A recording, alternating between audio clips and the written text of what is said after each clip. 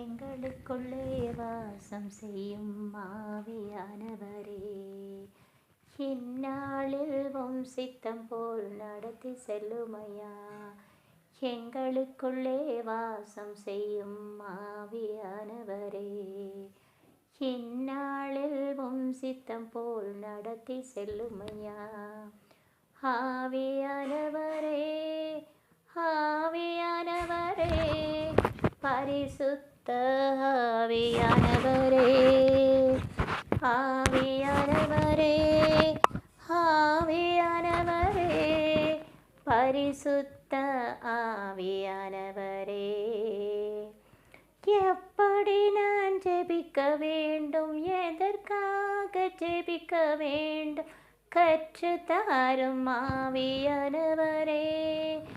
எப்படி நான் ஜெபிக்க வேண்டும், எதற்காக ஜெபிக்க வேண்டும், கற்றுத்தாரும் ஆவியானவரே.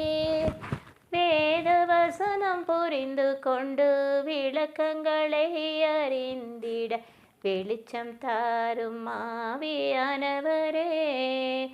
வேத வசனம் புரிந்து கொண்டு விளக்கங்களை அறிந்திட வெளிச்சம் தாரும் ஆவியானவரே.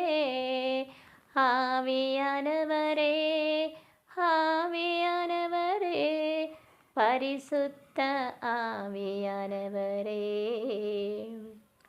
Good evening, how are you? Welcome to my YouTube channel rice and shine Nirmala. ஓகேங்க, இப்போ இந்த வீடியோவில் நான் ஹோலி பைபிள், நியூ டெஸ்டமெண்ட், மத்தேயு எழுதிய நற்செய்தி, Gospel according to St. Matthew chapter 18, அதிகாரம் 18, இறைவசனங்கள் 1 to 5, 1 முதல் 5 வரை. அந்நேரத்தில் சீடர்கள் இயேசுவிடம் வந்து, விண்ணரசில் மிக பெரியவர் யார் என்று கேட்டார்கள். விண்ணரசில் மிக பெரியவர். At that time, the disciple came to Jesus and asked him, who then is the greatest in the kingdom of heaven? அப்படின்னு கேட்குறாங்க. அப்போது ஜீசஸ் வந்து அவங்களுடைய மனநிலையை நல்லா புரிஞ்சுக்கிட்டு பின்வருவற்றை செய்கிறார். அப்படின்னா இப்போது அதுக்கு போகிறதுக்கு முன்னால் நம்மளுடைய சீடர்களுடைய மனநிலையை நம்ம புரிஞ்சுக்கணும். அவங்க பாருங்கள், பெரியவர்ன்ற ஒரு வார்த்தையை கூட யூஸ் பண்ணல.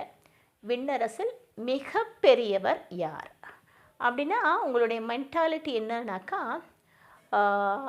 அவங்களுடைய எண்ணங்களில் ஆன்மாவில் என்ன இருந்ததுன்னா, ஒரு உயர்ந்த பதவி, அந்த ஸ்டேட்டஸ்ன்னு சொல்கிறோம் நம்ம, ஸ்டேட்டஸ், பொசிஷன், எல்லாமே உயர்ந்தது, எல்லாமே பெருசு பெருசாக அதிகாரம், பதவி, இதில் தான் அந்த எண்ணம் அவங்களுடைய எண்ணம் இருந்தது. ஆண்டவராக இயேசுவோடு இருந்தாலுமே அவருடைய எளிமையை அவர்கள் புரிந்து கொள்ளவில்லைன்னு சொல்லலாம். காரணம் என்ன, அவர் அரசர், தாவீதின் அரசு குலத்தில் வந்தவர் இல்லைங்களா. அப்போ அவர் எப்படி பிறந்திருக்கணும், அதுவும் கடவுளின் திருமகன். அப்போ அவர் எப்படி அரச மாளிகையில் பிறந்திருக்கணும் ஆக்சுவலாக. பட் அவர் அப்படி அதை அவருடைய வாழ்க்கை தேர்ந்து கொள்ளலை. மாற்றுத் தொழுவத்தை தருங்க, எவ்வளோ ஹம்பிள், ஹியூமிலிட்டி, எவ்வளோ சிம்பிளிசிட்டி பார்க்கலாம் இல்லைங்களா. பட்டு இந்த சீடர்களுடைய மனநிலை எல்லாத்தையுமே உயர்ந்ததாக, பெருசாக, ஸ்டேட்டஸு, பொசிஷன், பதவி, இப்படி தான் அவங்க பார்த்தாங்க. அவங்களுடைய மனநிலை இருந்தது. இப்போது ஜீசஸ் அடுத்தது என்ன பண்ணுறாரு பாருங்கள்.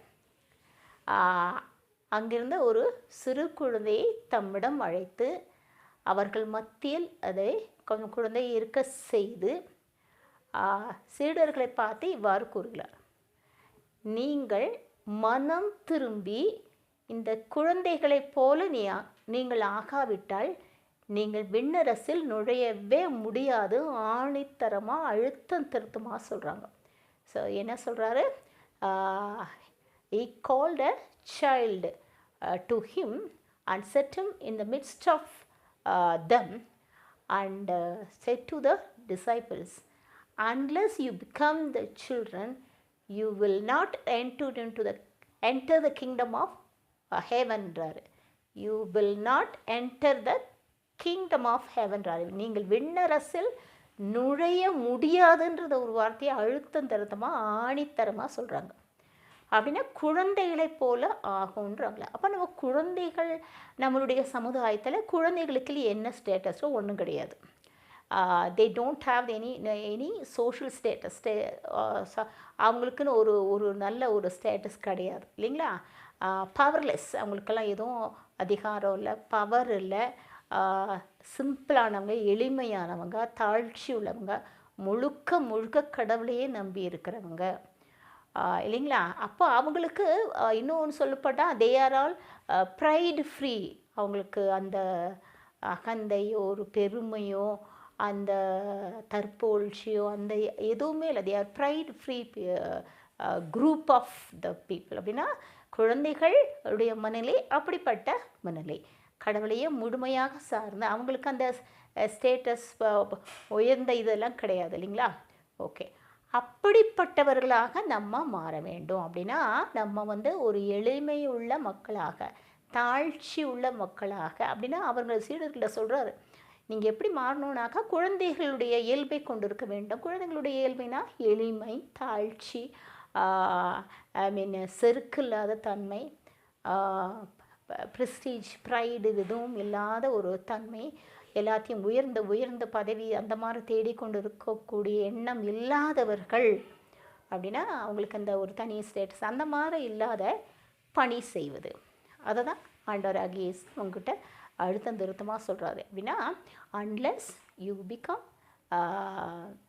த children, you will not enter the kingdom of ஹெவன்றாரு. விண்ணரசில் நுழைய முடியாதுன்னு சொல்கிறாரு. அப்புறம் இன்னொன்று சொல்கிறாரு அப்படின்னா இந்த எளிமையும் தாழ்ச்சியும் உள்ள அந்த அவர்கள் தான் அந்த விண்ணரசில் மிகப்பெரியவர், the greatest in the kingdom of heaven. அப்படின்னா பெரிய பெரிய பதவியில் இருக்கணுன்ற இல்லை, பெரிய பெரிய உயர்ந்த ஸ்டேட்டஸ் புகழ் பெற்றவர்கள் அப்படிலாம் இல்லை, உயர்ந்த பதவிகள் அதாவது நல்ல பெரிய மேல்மட்ட குடிமக்கள் அதெல்லாமே கிடையாது. எளிமை, அந்த சிம்பிள் அண்டு செருக்குலா தன்மை, அந்த ப்ரைடு ஃப்ரீ, உயர்ந்து தான் நமக்கு வேண்டுமே அந்த எண்ணம் இல்லாதவர்கள், இவர்கள்தான் விண்ணரசில் மிக பெரியவர்கள், த கிரேட்டஸ்ட் அப்படின்னு ஆண்டவர் சொல்கிறார். அப்புறம் என்ன சொல்கிறாருன்னா கடைசியில், if any one accept this child in the name of myself and he receives me. அதாவது என் நாமத்தினால் இந்த சிறு குழந்தைகளை யார் ஏற்றுக்கொள்கிறார்களோ அவர்கள் என்னை பெறுவார்கள். அதை என் நாமத்தினால் இந்த சிறு குழந்தைகளை எல்லாம் யாரெல்லாம் ஏற்றுக்கொள்கிறார்களோ அவர்கள் என்னை பெறுவார்கள். தே வில் ரிசீவ் மீ அப்படிங்கிறாரு. அப்படின்னா நம்ம ஆண்டவராக இயேசுவை நம்ம உள்ளத்தில், வாழ்க்கையில், நம்ம இதயத்தில் இயேசு சாமி நம்ம இதயத்தில் ஆட்சி செய்யணும்னா நம்ம ஆண்டவருடைய பெயரால் யாரெல்லாத்தையும் ஏற்றுக்கொள்ள வேண்டும்? குழந்தைகளெல்லாம் ஏற்றுக்கொள்ளும். குழந்தைகள்னா இந்த வயசில் சின்ன குழந்தைங்களாக இருக்கலாம், அதை மட்டும் இங்கே குறிக்கலை. இந்த சிறு குழந்தைகள் யாரை சொல்கிறாருனாக்கா ஆவியில் எளிமை உள்ளவர்கள், எளிமையான குரூப் மக்கள். அவங்களுக்கு இந்த சமுதாயத்தில் ஒரு பெரிய பெரிய பதவியோ அந்தஸ்தோ இல்லை தே ஆர்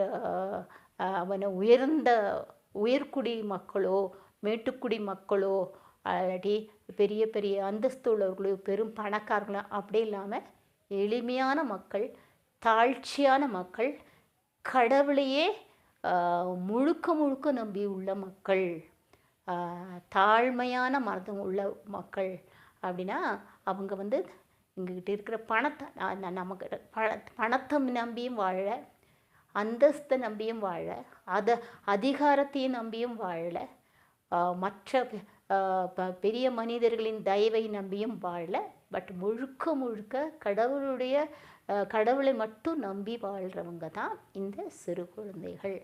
ஸோ அப்படிப்பட்ட சாதாரண பாமர மக்களே இயேசுவின் நாமத்தினால நம்ம ஏற்றுக்கொள்ளும்போது, if we accept them, that mean in the name of Jesus Christ, அவருடைய நாமத்தினால நம்ம அவர்களை ஏற்றுக்கொள்ளும்போது நாம் ஆண்டவராகிய இயேசுவை நம் இதயத்தில் ஏற்றுக்கொள்கிறோம்னு அர்த்தம். ஓகேங்களா? அப்படின்னா நம்மளுடைய இதயத்தில் நம்ம விண்ணரசில் பெரியவர்களாக இருக்கணும்.